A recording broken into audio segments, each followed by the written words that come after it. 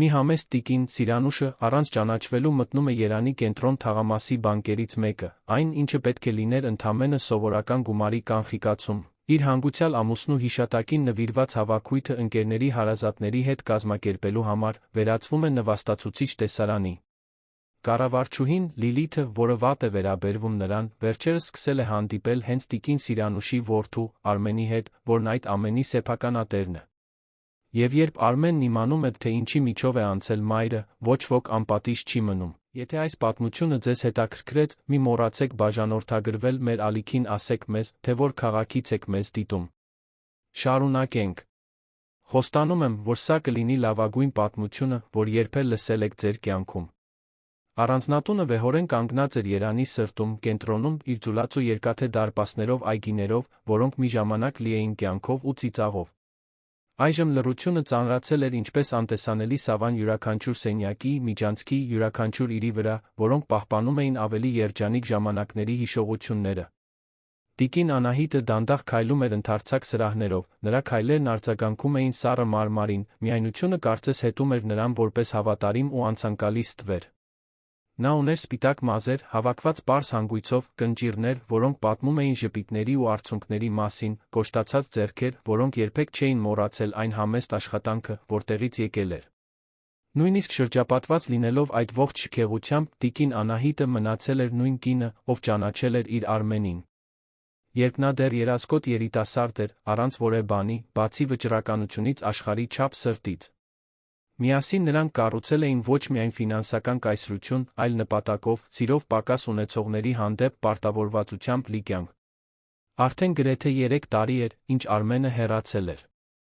3 տարի այն օրվանից, երբ այդ մարդը, որով հիանում էին շատերը, հարգված երկրի ամեն անկյունում, վերջին անգամ փակել էր աչքերը այն մահճակալում, որտեղ 40 տարուց ավելի միասին էին քնել։ Բացակայության ցավը դեռ թարմ էր, ինչպես մի վերք, որը համառորեն չէր սպյանում։ Ամեն առավոտ տիկին Անահիտն արթնանում էր, սպասելով լսել նրա խոր ձայնը, որը կանչում էր իրեն սուրճի, զգալ նրա սանդալի օծանելիքի բույրը, տեսնել այն ջերմ ժպիտը, որը լուսավորում էր ցանկացած միջավայր։ Բայց գտնում էր միայն դատարկություն, այդ մշտական ուղեկցին, որը զբաղեցրել էր իր կյանքի սիրո տեղը։ Նրա որդին, Ռոբերտ Թավադյանը, այն ամենն էր, ինչ մնացել էր այդ լիարժեքության ժամանակներից։ Մի փայլուն մարդ, ով ստանձնել էր Թավադյան բանկի ղեկավարումը հոր հեռանալուց հետո։ Հաստատությունը դարձրել Հայաստանի ամենահզոր ֆինանսական կոնգլոմերատներից մեկը։ Ռոբերտը սիրում էր մորը այն ողջ ուշքնությամբ, որով մարդը ճանաչում է նրանում այն ամենի հիմքը, ինչ դարձել է։ Ամեն օր զանգահարում էր, ամեն շաբաթ ծաղիկներ ուղարկում, համոզվում, որ այդ հսկայական տանը ոչ մի բանի պակաս չլինի։ Բայց իր պարտականությունները նրան պահում էին անվերջ ժողովների, վերջին պահի գործուղումների, որոշումների մեջ, որոնք չէին կարող սպասել։ Այցելությունները գնալով հազվադեպ էին դառնում, կիրակնօրյա ճաշկերույթները ավելի ու ավելի հեռու։ Տիկին Անահիտը հասկանում էր, իհարկե հասկանում էր։ Գործարար աշխարհն անողոք էր, իր որդին իր ուսերին կրում էր ոչ միայն հարյուրավոր ընտանիքների ապրուստը, այլ հենց իր հոր ժառանգությունը։ Այնուամենայնիվ, միայնությունը ցավեցնում էր։ Ցավեցնում էր, երբ նա նստում էր ճաշասենյակի հսկայական սեղանի շուրջ, մենակ, նայելով դատարկ աթոռներին։ Ցավեցնում էր, երբ թափառում էր սենյակներով, որոնք մի ժամանակ լի էին փոքրիկ թոռների ծիծաղով, որոնք այժմ մեծացել էին զբաղված իրենց կյանքով։ Ցավեցնում Մեր հատկապես, երբ մտնում էր Արմենի աշխատասենյակ, այն սրբավայրը, որը պահպանվել էր ճիշտ այնպես, ինչպես նա թողել էր, իր դասավորված գրիչներով, շարված գրքերով, կաշվե բազկաթոռով, որը դեռ պահում էր նրա մարմնի հետքը։ Հենց այդ աշխատասենյակում, հունիսյան անձրոտ մի օր, տիկին Անահիտը գտավ նամակը։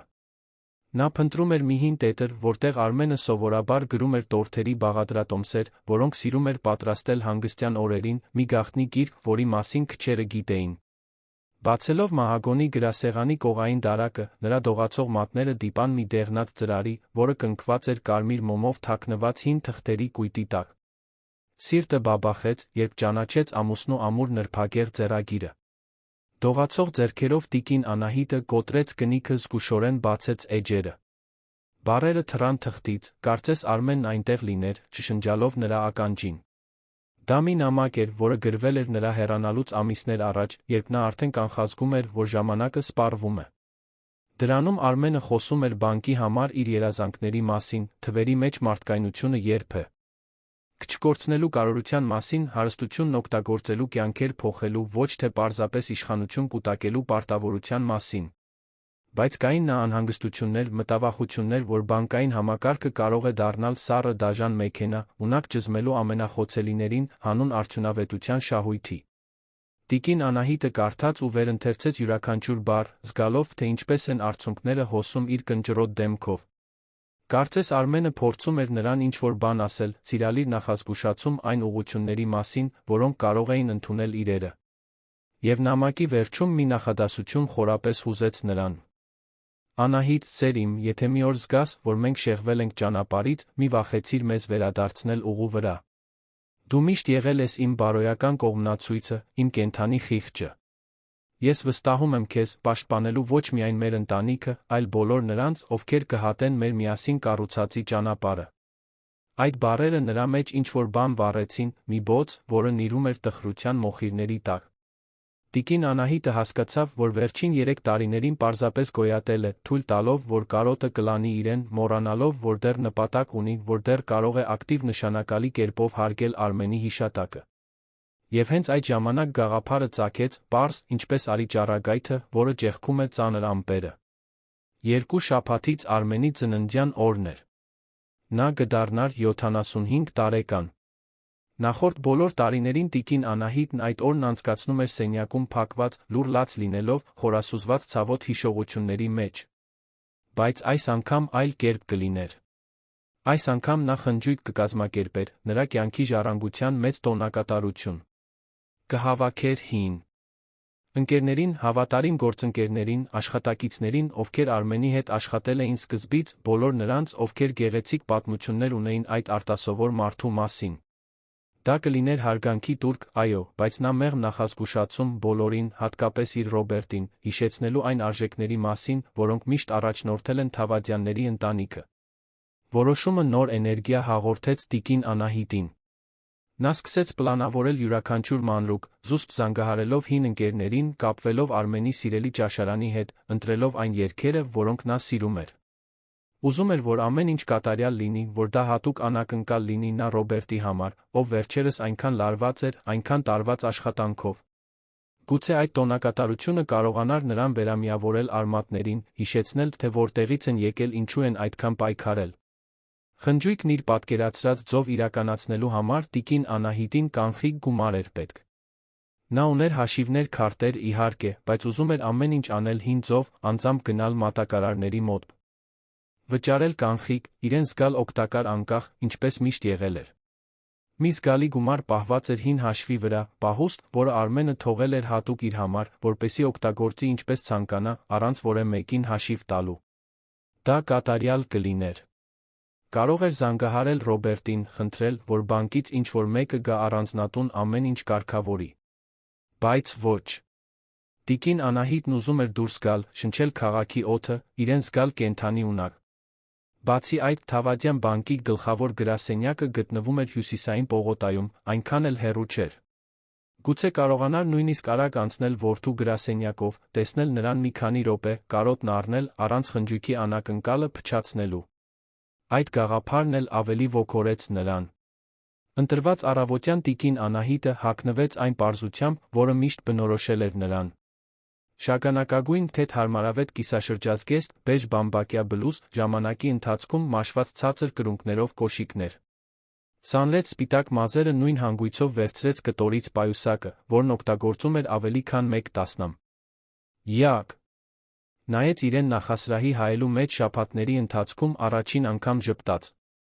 Ահա նա, նույն Անահիտը, այն կինը, ով Շենգավիթի շուկայում բանջարեղեն էր վաճառում, նախքան Արմենին հանդիպելը, ով երբեք չէր մոռացել իր համեստ ծագումը։ Վարորդն առաջարկեց նրան տանել, բայց նա քաղաքավարի կերպով մերժեց, նախընտրելով տաքսի կանչել։ Ուզում էր իրեն զգալ սովորական, անանուն, ազատ այն շքեղությունից, որը միշտ անհարմարություն էր պատճառել նրան։ Տաքսու վարորդը, միջին տարիքի մի հաճելի պարոն, ճանապարհին աշխույժ զրուցում էր, խոսելով Երանի քաոսային երթևեկության, անդադար բարձրացող գների, երեխաների մասին, ովքեր գիշերները սովորում էին ցերեկներն աշխատելով։ Տիկին Անահիտն անկեղծ ուշադրությամբ լսում էր, հարցեր տալիս, իրական հետաքրքրություն ցուցաբերում։ Այդ պատմությունները հուզում էին նրան, հիշեցնում, որ աշխարհը լի է մարդկանցով, ովքեր պայքարում են ավելի լավ կյանքի համար, ինչպես ինքն ու Արմենն էին պայքարել տասնամյակներ առաջ։ Երբ տաքսին կանգնեց Թավադյան բանկի վեհաշուկ շենքի դիմաց, տիկին Անահիտը մի պահ անհանգստություն զգաց։ Խառնված հպարտության հետ։ Ահա իր ամուսնու երազանքների իրականացումը, ապակուց պողպատից մի շենք, որն արտացոլում էր Երանի մոխրագույն երկինքը, այն ամենի խորհրդանիշը, ինչին նրանք հասել էին միասին։ Խորը շունչ քաշեց, մեծահոգի թեյավ ջարով շնորհակալություն հայտնեց վարորդին, քայլեց դեպի գլխավոր մուտքը։ Ապակե դռներն ավտոմատ բացվեցին, տիկին Անահիտը մտավ ընդարձակ ու փայլուն նախասրահ։ Հատակի սպիտակ մարմարն արտացոլում էր առաստաղի ժամանակակից լույսերը, տասնյակ մարդիկ շտապ շրջում էին, ոմանք էլեգանտ կոստյումներով, ոմանք առօրյա հագուստով, բոլորը խորասուզված իրենց աշխարհներում։ Նա հանկարծ իրեն փոքր զգաց, օտարված այդ միջավայրում, որը թե պատկանում էր իր ընտանիքին, այնքան հեռու էր թվում իր առօրյա իրականությունից։ Հայացքները սկսեցին կենտրոնանալ նրա վրա։ Սկզբում հետաքրքրասեր, հետո կասկածամիտ։ Ցածրահասակ մի տիկին, պարզ ու մաշված հագուստով, փողոցի քամուց փոքր-ինչ խառնված սպիտակ մազերով, թին կախված խունացած կտորից պայուսակ։ Այդ մարդկանց աչքերում, ովքեր սովոր էին շքեղությանն ու ցուցամոլությանը, տիկինը Նահիտը ոչ այլ ինչ էր, քան հերթական սովորական մարդ, գուցե նույնիսկ աղքատ, հավանաբար շփոթված, հաստատապես իր տեղում չէր։ Երկու համազգեստավոր անվտանգության աշխատակիցներ, որոնք ձեռքները խաչած կանգնած էին ներքին պտտվող դռան մոտ, նշանակալից հայացքներ փոխանակեցին։ Նրանցից մեկը, բարձրահասակ, լուրջ արտահայտությամբ մի երիտասարդ, զգուշորեն մոտեցավ, չափազանց ուշադիր հետելով տարեց կնոջ յուրաքանչյուր շարժմանը։ Տիկին Անահիտը զգաց այդ հայացքի ծանրությունը, բայց փորձեց անտեսել, սկզբում քայլելով դեպի բանկոմատները, մտածելով, թե գուցե կարողանա ամեն ինչ այնտեղից լուծել։ Չկարողացավ։ Համակարգը պահանջում էր գաղտնաբառեր, որոնք նա չէր հիշում, առաջարկում էր շփոթեցնող տարբերակներ էկրանների վրա, որոնք չափազանց արագ էին թարթում։ Մի քանի անհաջող փորձերից հետո հանձնվեց, որոշեց մարդկային սպասարկող գտնել։ Նայեց շուրջը, ուղղորդում փնտրելով, նկատեց արտոնյալ սպասարկման հերթ։ Ուղղվեց այնտեղ, բայց նրան կանգնեցրեց նեղ կիսաշրջազգեստով բարձրակրունկներով մի երիտասարդ աշխատակցուհի։ Աղջիկը, նույնիսկ չհարցնելով, թե տիկին Անա Իտին ինչ է պետք, մեխանիկական շարժումով ցույց տվեց սովորական հերթը, ավելի երկար ու դանդաղ։ Տիկին Անահիտը փորձեց բացատրել, որ հին հաշիվ ունի, պետք է խոսի ինչ-որ մեկի հետ զգալի գումար կանխիկացնելու մասին, բայց աշխատակցուհին արդեն սպասարկում էր մեկ ուրիշին, նրան ամբողջովին անտեսելով։ Հաշտված, տարեց կինն ուղղվեց նշված հերթը, սպասեց իր հերթին, զգալով, թե ինչպես է հոգնածությունը սկսում ծանրանալ ոտքերի վրա։ 40 րոպե անց վերջապես հասավ գանձապահի մոտ։ Սպասարկողը, մի ձանձրացած երիտասարդ, որը հազիվ էր գլուխը բարձրացնում համակարգչի էկրանից, միապաղաղ հարցրեց, թե ինչ է ցանկանում։ Տիկին Անահիտը հանգիստ բացատրեց, որ հին հաշիվ ունի, որ պետք է զգալի գումար կանխիկացնի կարևոր ընտանեկան միջոցառման համար։ Երիտասարդը խնդրեց նրա փաստաթղթերը, նա տվեց անձնագիրն ու բանկային քարտը, որը դեղնել էր ժամանակի ընթացքում։ Սպասարկողը ճակատը կնճռեց, տվյալները մուտքագրելիս։ Էկրանը ուշ արձագանքեց, երբ արձագանքեց, նա առաջ թեքվեց, կկոցելով աչքերը։ Նայեց տիկին Անահիտին, հետո էկրանին, հետո նորից նրան։ Նրա արտահայտուչի ունը ձանձրույթից փոխվեց կասկածանքի։ Առանց խոսք ասելու, նա վեր կացավ, քայլեց դեպի հետի ապակեպած սենյակը, որտեղ մուգ կապույտ կոստյումով մի տղամարդ զրուցում էր այլ աշխատակիցների հետ։ Տիկին Անահիտը հետեց, թե ինչպես է սպասարկողը ինչ-որ բան ցույց տալիս պլանշետի էկրանին, երբեմն մատնացույց անելով իր ուղղությամբ։ Կոստյումով տղամարդը բարձրացրեց հայացքը, նրան հեռվից զննելով մի արտահայտությամբ, որը խառնուրդ էր անհավատության զայրույթի։ Դա Մհեր Սահակյանն էր, այդ մասնաճյուղի կառավարիչը։ Հայտնի իր պայթյունավտանգ բնավորությամբ, անսահման ամբարտավանությամբ, Մհերը ստեղծել էր անողոք արդյունավետության համբավ։ Նա գերակատարում էր պլանները, կրճատում ծախսերը, առանց վարանելու աշխատանքից հեռացնում նրան, ում համարում էր անարդյունավետ։ Նրա համար բանկը փող աշխատելու մեքենա էր, իսկ մարդիկ պարզապես փոխարինելի մասեր այդ մեխանիզմում։ Նրա վերադասները հիանում էին նրա թվերով, անտեսելով նրա չարաշահող վարքի մասին պարբերական բողոքները։ Մհերը լայն քայլերով մոտեցավ գանձապահի սեղանին, գզակը վեր, նեղացրած աչքերով զննելով Տիկին Անահիտին վերից վար կանգնեց սպասարկողի կողքին, խաչեց ձեռքերը, խոսեց բավական բարձր, որպեսզի մյուս հաճախորդներն ու աշխատակիցները կարողանային լսել. «Տիկին, ներող կլինեք, բայց պետք է մի բան հասկանամ։ Դուք ասում եք, որ այստեղ մեծ գումարներով հաշիվ ունեք, ուզում եք զգալի գումար կանխիկացնել, այդպես է»։ Տիկին Անահիտը հանգիստ գլխով արեց, պահպանելով արժանապատվությունը, չնայած նրա արամարական տոնին։ «Այո, պարոն։ Ես հին հաշիվ ունեմ, որը թողել է ամուսինս։ Ինձ գումար է հարկավոր ընտանեկան միջոցառում կազմակերպելու համար։ Դա մի գումար է, որը պահված է որոշ ժամանակ»։ Մհերը կարճ, առանց հումորի ծիծաղեց. «Տիկին, ամբողջ հարգանքով, բայց մենք այստեղ շատ պատմություններ ենք լսում։ Մարդիկ, որոնք հարուստ բարեկամներ են հորինում, երակայական ժառանգություններ, հաշիվներ, որոնք գոյություն չունեն։ Համակարգն այստեղ ցույց է տալիս մի հաշիվ, այո, բայց անկեղծ ասած, նայելով ձեզ, դժվար է հավատալ, որ այդ գումարն իսկապես ձերն է»։ Տիկին Անահիտի արյունը սառեց երակներում։ Նա զգաց, թե ինչպես են այտերը կարմրում, ոչ թե ամո թից, այլ զսպված վրդովմունքից։ Շուրջբոլորը որոշ մարդիկ կանգ առան, տեսարանը դիտելու։ Աշխատակիցները համաձայնության հայացքներ էին փոխանակում, ոմանք արդեն զուսպ ժպտում էին, կարծես դիտում էին բանկային առօրյայի հերթական տարօրինակ իրավիճակը։ «Ես երաշխավորում եմ, որ գումարն իմն է», ասաց տիկին Անահիտը, ձայնը ամուր պահելով, չնայած դողին, որ սկսել էր տիրել նրա ձեռքերին։ «Ամուսինս այդ գումարը թողել է հատուկ ինձ համար։ Կարող եմ ապացուցել, եթե դուք ստուգեք համապատասխան փաստաթղթերը»։ Մհերը դրամատիկ կերպով աչքերը տնկեց։ «Տիկին, տեսեք, անկեղծ կլինեմ ձեզ հետ։ Մենք ժամանակ չունենք անհավանական պատմությունների վրա կորցնելու։ Այս հաշիվը, որը երում է համակարգում, եթե դա նույնն է, որի մասին դուք խոսում եք, չափազանց մեծ գումար ունի մեկի համար, ով այստեղ գալիս է այսպես հագնված, առանց ուղեկցողի, ցանկանալով ամեն ինչ միանգամից կանխիկացնել։ Սա խաբեության, կեղծիքի հոտ ունի, մեկի, ով փորձում է ներկայանալ որպես մեկ ուրիշը։ Նվաստացումն այրում էր թթվի պես։ Տիկին Անահիտը զգաց, թե ինչպես են արցունքները խեղդում աչքերը։ Բայց հրաժարվեց թույլ տալ, որ դրանք թափվեն։ Չէր տա այդ ամբարտավան մարդուն իրեն լաց լինելիս տեսնելու բավականությունը։ Փորձեց նորից խոսել, բայց նա ընդհատեց նրան ձեռքի անհամբեր շարժումով։ «Տեսեք, մի բան կասեմ, որ ոչ ոք քաջություն չունի ասելու։ Դուք պատմություններ եք հորինում։ Ուրիշի հաշվին ապրողները նման գումարներ չեն ունենում, ոչ, պարոն։ Եվ եթե ունեն, այսպես չեն շրջում, կարծես հենց նոր շուկայից են դուրս եկել։ Դուք կարծում եք, մենք հիմար ենք»։ Զուսպ ծիծաղներ արձագանքեցին շուրջը։ Երկու երիտասարդ աշխատակից, որոնք հենվել էին սեղանին, ցածր ձայնով մեկնաբանություններ փոխանակեցին, բայց բավական բարձր, որ տիկին Անահիտը լսի։ Հերթական խելագարն է, որ ուզում է ուշադրություն գրավել։ Երի բանկի անունը հեռուստացույցով է տեսել ու որոշել է բախտը փորձել։ Կառավարիչը ճիշտ է, նա նույնիսկ մատանի չունի մատին։ Տիկին Անահիտը նայեց իր ձեռքերին։ Ճիշտ էր։ Տարիներ շարունակ մատանի չէր կրում։ Արմենի հեռանալուց հետո, խորը ցավի պահին հանել էր մատանին, անկարող լինելով տանել այդ խորհրդանիշի ծանրությունն առանց այն սիրո, որը այն ներկայացնում էր։ Պահել էր այն թավշյա տուփի մեջ, մյուս զարդերի հետ, որոնք երբեք չէր կրում։ Բայց այդ բացակայությունն այժմ օգտագործվում էր իր դեմ, որպես ապացույց, որ ստում է, որ պատմություններ է հորինում։ Մհերը շարունակեց, սնվելով իր ստացած ուշադրությունից. «Գիտեք ինչ եմ մտածում, տիկին։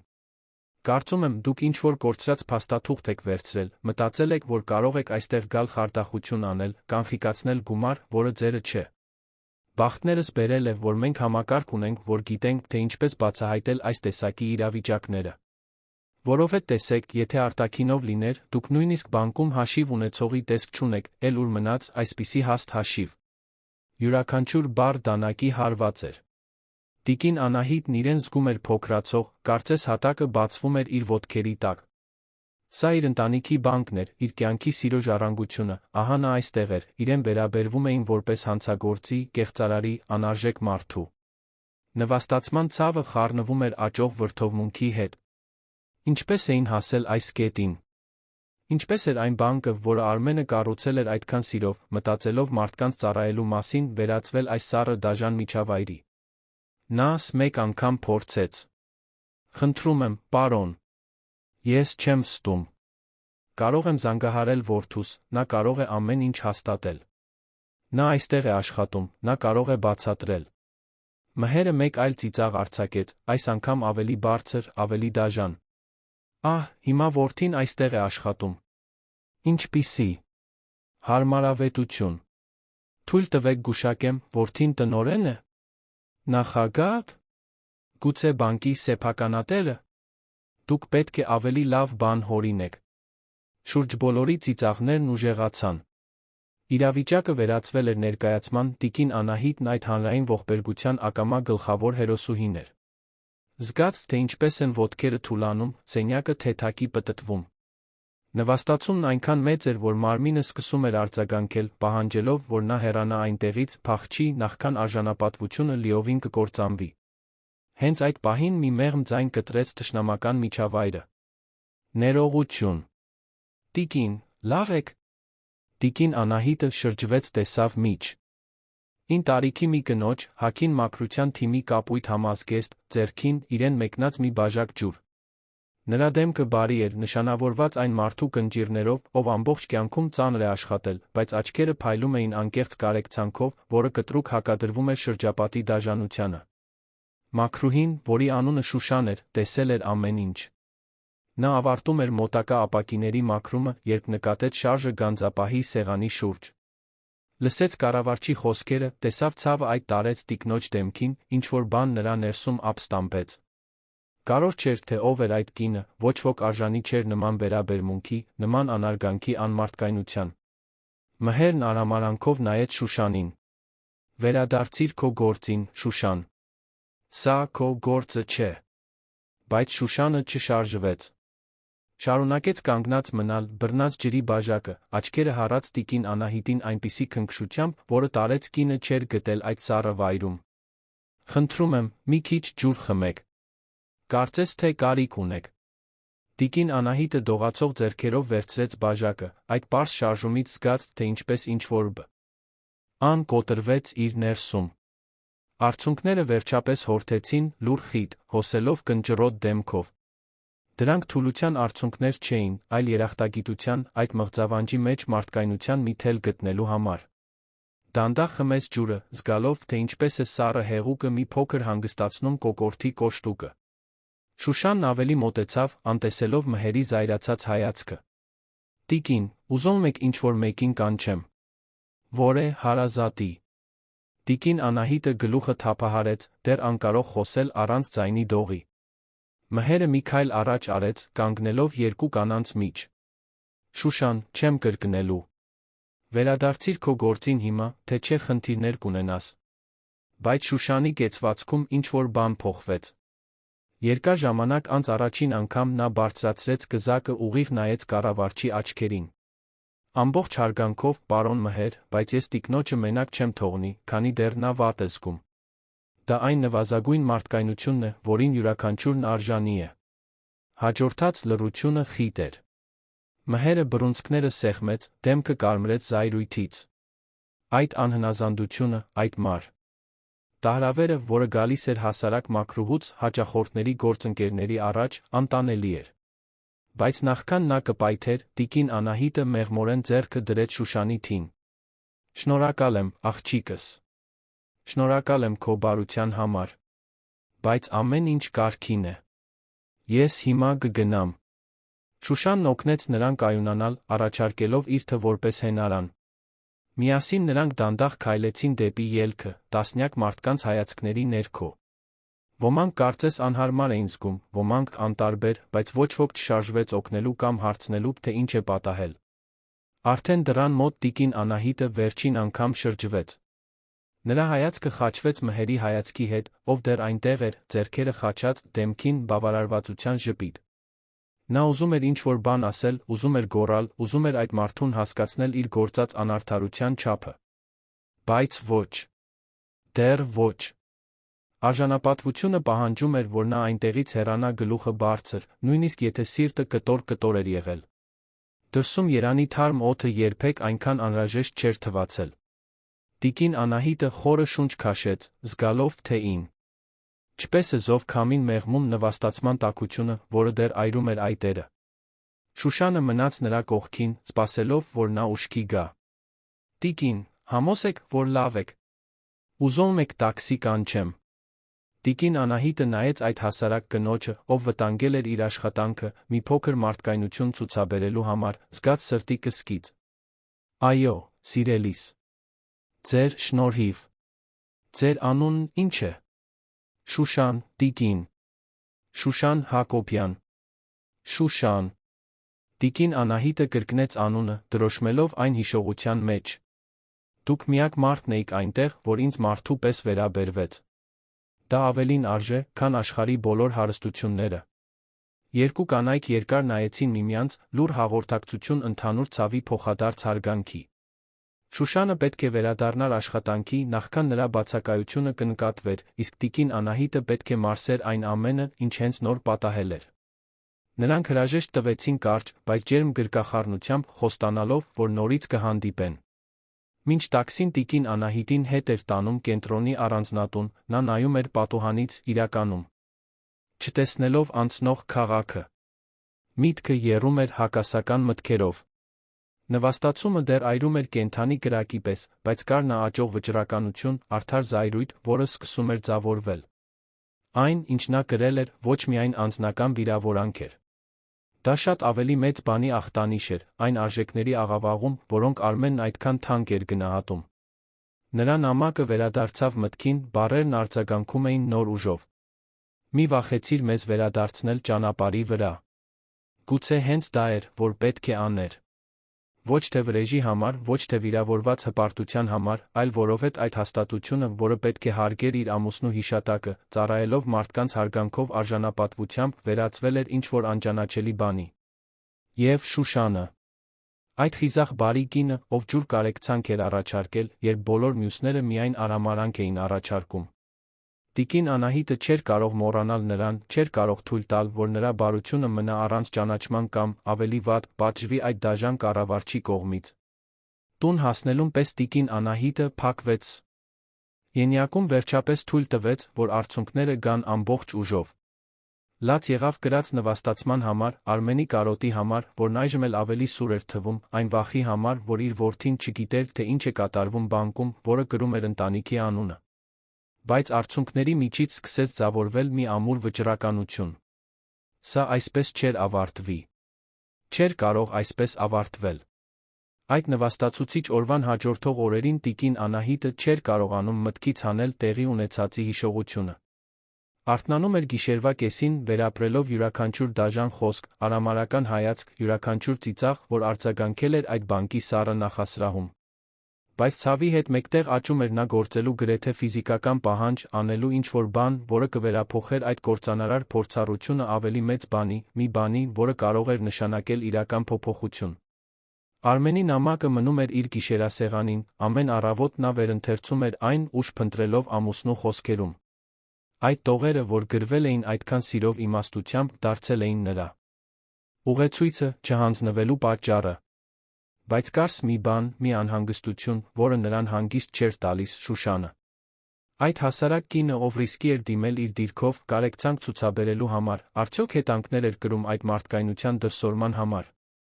Այն միտքը, որ Շուշանը կարող էր պատժվել իրեն օգնելու համար, տանջում էր տիկին Անահիտին ավելի շատ, քան իր սեփական նվաստացումը։ Երեք գիշեր անընդմեջ նա հազիվ էր կարողանում քնել, պատկերացնելով սարսափելի սցենարներ։ Իսկ եթե կառավարիչը նրան աշխատանքից հեռացրել էր։ Իսկ եթե հետապնդում էր նրան, դարձնելով նրա աշխատանքն անտանելի։ Մեղքի զգացումը քարի պես ծանրացել էր կրծքին։ Պետք էր վերադառնալ բանկ, ոչ թե հիմա գումարը կանխիկացնելու, այլ համոզվելու, որ Շուշանը լավ է, պատշաճ կերպով շնորհակալություն հայտնելու նրան, գուցե ինչ-որ կերպ պաշտպանելու նրան հնարավոր հաշվեհարդարից։ Միջադեպից 4 օր անց տիկին Անահիտը վերադարձավ Թավադյան բանկ։ Այս անգամ մի փոքր ավելի խնամքով էր հագնվել, ընտրելով պարզ, բայց ոչ այնքան մաշված հագուստ, մազերը հավաքել էր արծաթե մազա գալով, որը Արմենն իրեն նվիրել էր տասնամյակներ առաջ։ Չէր ուզում ուշադրություն գրավել, բայց նա չէր ուզում լիովին անտեսանելի թվալ։ Նրա նպատակը զուսպ էր՝ գտնել Շուշանին, զրուցել նրա հետ, գուցե նույնիսկ վերջապես կարողանալ կատարել այն կանխիկացումը, որը սկիզբ էր դրել այս ամենին։ Բանկ մտնելիս նույն ծանոթ անհարմարությունը պատեց նրան։ Հետաքրքրասեր հայացքներ, ոմանք նույնիսկ ճանաչում էին նրան օրեր առաջվա այդ անհարմար տեսարանից։ Տիկին Անահիտը գլուխը բարձր պահեց, դանդաղ քայլելով նախասրահով, աչքերով փնտրելով մաքրուհու ծանոթ կերպարը։ Անցավ գանձապահների, հերթերի, սպասասրահների կողքով, բայց Շուշանից նշան չկար։ Հենց այդ ժամանակ նկատեց մի կողային դուռ, որը տանում էր դեպի ծառայողական միջանցք։ Զգուշությամբ ուղղվեց այնտեղ, զգույշ հրելով դուռը։ Միջանցքը նեղ էր, վատ լուսավորված, մոխրագույն պատերով, որոնք կտրուկ հակադրվում էին գլխավոր նախասրահի շքեղությանը։ Այնտեղ էին գտնվում մաքրման պարագաների պահեստները, օժանդակ անձնակազմի հանդերձարանները, այն անտեսանելի տարածքները, որտեղ աշխատում էին մարդիկ, որոնք պահում էին բանկի գործունեությունը, բայց հազվադեպ էին երում կամ ճանաչվում։ Եվ հենց այնտեղ, մաքրման սայլակը կարգի բերելիս, տիկին Անահիտը վերջապես գտավ Շուշանին։ Կնոջ դեմքը հոգնած էր, ուսերը կորացած հոգնածության ծանրության տակ, որը կարծես ֆիզիկականից անդին էր։ Երբ նրա աչքերը հանդիպեցին տիկին Անահիտի աչքերին, եղավ զարմանքի մի փայլատակում, որին հաջորդեց ամաչկոտ, բայց անկեղծ ժպիտ։ Տիկին Անահիտ, դուք վերադարձել եք։ Վերադարձել եմ, աղջիկս։ Չէի կարողանում դադարել մտածել քո մասին, մտահոգվել, թե արդյոք ամեն ինչ կարգին է այն օրվանից հետո։ Շուշանը նայեց շուրջը, համոզվելով, որ մենակ են, հետո շարժումով հրավիրեց տիկին Անահիտին հետել իրեն դեպի մի փոքր տարածք, որտեղ դրված էր հին սեղան մի քանի կոտրված աթոռ։ Այնտեղ, հետաքրքրասեր աչքերից ու ականջներից հեռու, երկու կանայք նստեցին, Շուշանը վերջապես մի փոքր թուլացրեց լարված ուսերը։ Ես անհանգստացած էի ձեզ համար, խոստովանեց Շուշանը։ Ձեր գնալուց հետո մտածում էի, թե ինչ է պատահել, մտածում էի, թե արդյոք լավ եք։ Բայց նա վախենում էի, որ կարող են ձեզ մեղա դրել իմ պատճառով։ Տիկին Անահիտը բռնեց Շուշանի կոշտ ձեռքերը իր ձեռքերի մեջ։ Դու ոչ մի սխալ բան չես արել, սիրելիս։ Ընդհակառակը։ Դու միակ մարդն էիր այդ ամբողջ վայրում, որ մի կաթիլ մարդկայնություն ցուցաբերեց։ Եվ ես այսօր այստեղ եմ եկել հենց շնորհակալություն հայտնելու։ Ի սրտե։ Շուշանի աչքերը լցվեցին արցունքներով։ Նա այդ բանկում աշխատում էր գրեթե 15 տարի։ Սկսել էր որպես մաքրուհու օգնական, երբ որդին, Լոնն դեռ փոքր էր, նրան ցանկացած աշխատանք էր պետք, տունը միայնակ պահելու համար։ Տղայի հայրը հեռացել էր, երբ իմացել էր հղիության մասին, թողնելով նրան առանց աջակցության, առանց հենարանի, առանց ոչնչի, բացի որդուն իրենից ավելի լավ կյանք տալու սեփական վճռականությունից։ Այս բոլոր տարիների ընթացքում Շուշանը ականատես էր եղել անարգանքի, ամբարտավանության դաժանության տեսարանների։ Տեսել էր, թե ինչպես են վատ վերաբերվում հաճախորդներին, նվաստացնում աշխատակիցներին, ինչպես են սովորական մարդկանց վերաբերվում այնպես, կարծես նրանք ոչինչ չարժեն։ Բայց միշտ գլուխը կախ էր պահել, լուր կատարելով իր աշխատանքը։ Որովհետև նրան պետք էր այդ աշխատավարձը, որքան էլ չնչին լիներ, որպեսզի վճարեր վարձը, սնունդը, Լոնի գրքերն ու դպրոցական պարագաները։ Նրա որդին իր հպարտությունն էր, իր գոյության իմաստը։ Լոնն այժմ 18 տարեկան էր, սովորում էր հանրային դպրոցի 12-րդ դասարանում, երազում էր բժիշկ դառնալ։ Նա փայլուն, նվիրված տղա էր, որը մինչ ուշ գիշեր սովորում էր, նույնիսկ այն բանից հետո, երբ օրն անցկացնում էր, օգնելով մորը լրացուցիչ աշխատանքներում, որոնք նա գտնում էր հանգստյան օրերին։ Նրա գնահատականներն անթերի էին, վերջերս ընդունվել էր անվճար նախապատրաստական դասընթացների, մի ձեռքբերում, որը լցնում էր Շուշանին հույսով մի նույն ժամանակ սարսափով։ Հույսով, որ երազանքը կարող է իրականություն դառնալ, սարսափով, որ չի կարողանա վճարել համալսարանի համար, եթե նա ընդունվի։ Դուք երեխաներ ունեք, հարցրեց Շուշանը, զուսպ սրբելով արցունքները։ Մի որդի ունեմ, այո։ Ռոբերտը։ Նա հրաշալի, հաջողակ մարդ է, որը հոգ է տանում ինձ համար, որքան կարող է։ Բայց երբեմն զգում եմ, որ նա մի փոքր կորցրել է ճանապարհը, գիտեք։ Աշխատանքն այնքան է կլանում նրան, որ երբեմն թվում է, թե մոռացել է, թե որտեղից է եկել, թե ինչն է իրականում կարոր։ Շուշանը հասկացողությամբ գլխով արեց։ Ես էլ որդի ունեմ։ Լոնը։ 18 տարեկան։ Նա իմ ամբողջ կյանքն է, գիտեք։ Այն ամենը, ինչ անում եմ, յուրաքանչյուր զոհողություն, որ ընդունում եմ, նրա մասին մտածելով է, նրա ապագայի մասին։ Եվ այնտեղ, շքեղ բանկի այդ համեստ ու մոռացված տարածքում, երկու մայրեր սկսեցին կիսվել իրենց պատմություններով։ Տիկին Անահիտը խոսեց Արմենի, նրանց միավորած սիրո, միասին կառուցած կյանքի, երբեք չանցնող կարոտի մասին։ Շուշանը խոսեց Լոնի, նրան միայնակ մեծացնելու դժվարությունների, չկարողանալու գիշերային վախերի, փոքրիկ հաղթանակների մասին, որոնք նրան ոտքի վրա էին պահում։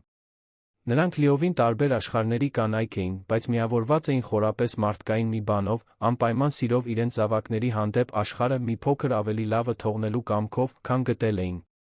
Գրեթե 1 ժամ նրանք զրուցեցին, տիկին Անահիտը զգաց, թե ինչպես է իր մեջ արթնանում մի բան, որը երկար ժամանակ չէր զգացել, անկեղծ կապ, իսկական ընկերություն, այնպիսի մտերմություն, որը ծնվում է, երբ երկու հոգիներ ճանաչում են միմյանց որպես հավասարներ, անկախ արտաքին հանգամանքներից։ Շուշանն իր հերթին տիկին Անահիտի մեջ գտավ ոչ միայն զրուցակից, այլ մեկին, ով տեսնում էր իրեն, գնահատում էր իրեն, վերաբերվում էր այն հարգանքով, որն այդքան հազվադեպ էր ստանում այդ միջավայրում։ Բայց զրույցն անսպասելի ընդհատվեց, երբ միջանցքի դուռը բռնի ուժով բացվեց։ Բարձրահասակ մի կին, չափազանց բարձր կրունկներով նեղ կոստյումով, մտավ ամուր քայլերով խիստ արտահայտությամբ։ Դա Վալերիա Մելիքյանն էր, սպասարկման բաժնի վերահսկիչը, բանկի ամենասարսափելի մարդկանցից մեկը։ Վալերիան 42 տարեկան էր, վերջին 15 տարին անողոքաբար բարձրացել էր կորպորատիվ հիերարխիայով, ոտնատակ տալով նրան, ում անհրաժեշտ էր ավելի բարձր հասնելու համար։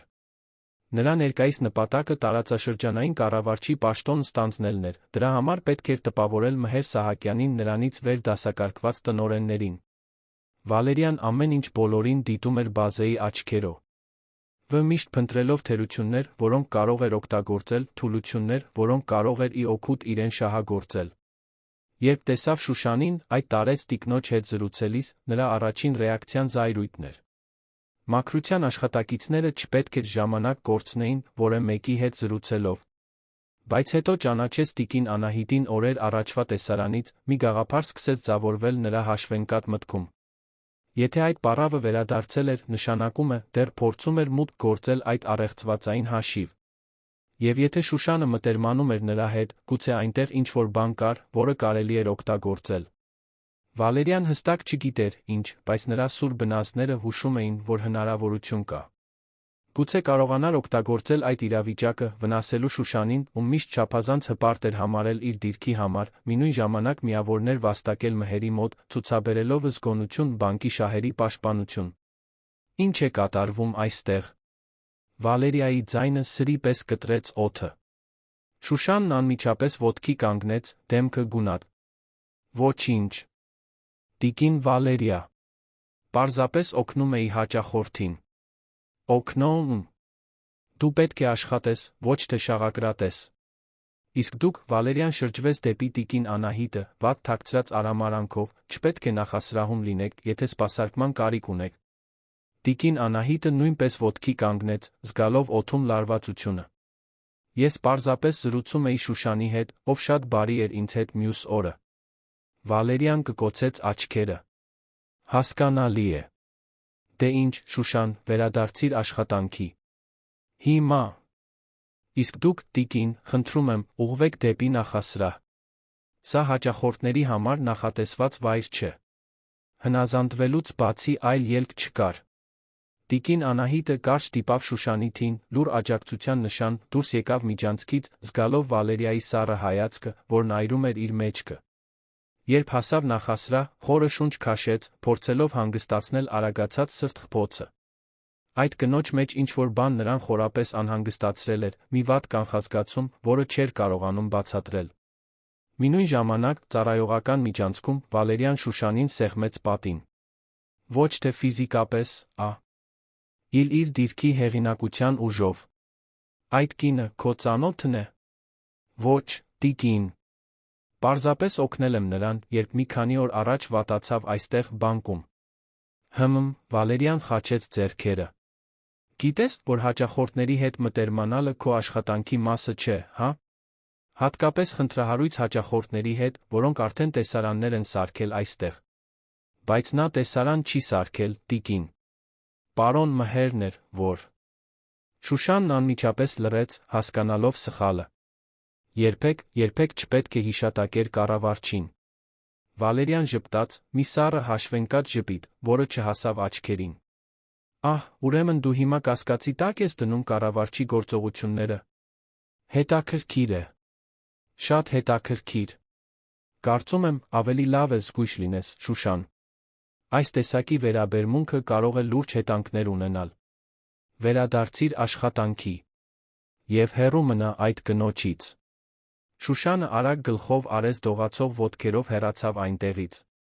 Նա բավական լավ էր ճանաչում Վալերիային, իմանալու, որ այդ զրույցը լավ չի ավարտվի։ Վերահսկիչը վրիժառու էր, երբ ինչ-որ մեկն ընկնում էր նրա նշանառության տակ, հազվադեպ էր անվնաս դուրս գալիս։ Այն, ինչ Շուշանը չգիտեր, այն էր, որ բանկի մեկ այլ մասում, մի թաքնված սենյակում, որտեղ գտնվում էին անվտանգության մոնիտորները, Լարիսա անունով մի երիտասարդ աշխատակցուհի դիտում էր այդ ամբողջ շարժը։ Լարիսան աշխատում էր տեխնոլոգիաների բաժնում, պատասխանատու էր հսկողության համակարգերի գործունեության համար, վերջին ամիսներին ականատես էր լինում բաների, որոնք նրան խորապես անհանգստացնում էին։ Լարիսան 26 տարեկան էր, 3 տարի առաջ ավարտել էր համակարգչային գիտությունների ֆակուլտետը, մեծ ջանքերով ստացել այդ աշխատանքը բանկում։ Սկզբում ոգորված էր, հավատալով, որ կաշխատի լուրջ հարգարժան հաստատությունում։ Բայց կամաց-կամաց սկսեց նկատել ճաքերը կատարյալ ճակատի վրա։ Տեսել էր մհերին, աշխատակիցներին վիրավորելիս, Վալերիային իրավիճակները շահարկելիս, գործընկերներին վնասելու համար, ականատես էր եղել բարոյական ճնշման ակնհայտ դեպքերի, որոնք անտեսվում էին վերադասների կողմից, քանի որ ագրեսորները գերակատարում էին իրենց ֆինանսական պլանները։ Երկու անգամ փորձել էր բողոքել անօրինականությունների մասին ներքին ուղիներով։ Առաջին անգամ նրան անտեսել էին։ Երկրորդ անգամ նրան կանչել էին մի սենյակ նրբորեն սպառնացել, կամ կենտրոնանում է իր տեխնիկական աշխատանքի վրա դադարում խառնվել գործերի, որոնք իրեն չեն վերաբերում, կամ կարող է այլ տեղ աշխատանք փնտրել։ Այդ օրվանից Լարիսան ապրում էր տանջալից ներքին կոնֆլիկտի մեջ։ Գիտեր, որ պետք է ինչ-որ բան անի, որ բարոյական խանատվություն ունի բացահայտելու այդ չարաշահումները, բայց նա ուներ վճարելու հաշիվներ, դեղորայքից կախված մայր, համոզմունք, որ նորից բողոքելը կնշանակեր կորցնել աշխատանքը։ Այժմ, մոնիտորներով դիտելով Վալերիայի Շուշանի միջ տեսարանը, Լարիսան զգում էր, թե ինչպես է այդ ծանոթ տագնապն աճում իր կրծքում։ Նա ճանաչեց տիկին Անահիտին նախորդ շաբաթվա ձայնագրություններից, երբ մհերը հրապարակավ նվաստացրել էր նրան։ Դիտել էր այդ տեսարանն աճող վրդովմունքով, բայց ոչինչ չէր արել, բացի սովորականի պես տեսանյութն արխիվացնելուց։ Եվ հիմա տեսնում էր, թե ինչպես է Վալերիան ակնհայտորեն թիրախավորում Շուշանին, օգտագործելով այդ անմեղ զրույցը որպես ինչ-որ բանի պատրվակ։ Պետք է ինչ-որ բան աներ։ Պետք է ինչ-որ մեկին զգուշացներ։ Բայց ո՞մ։ Բողոքների ուղիները վերահսկվում էին հենց նրանց կողմից, ովքեր կատարում էին չարաշահումները։ Եվ եթե կորցներ աշխատանքը, ինչպես հոգ կտաներ մոր մասին։ Երկընտրանքը կլանում էր նրան, խլում քունը, կործանում հանգիստը։ Մինույն ժամանակ, հաջորդող օրերին, տիկին Անահիտս 2 անգամ վերադարձավ բանկ։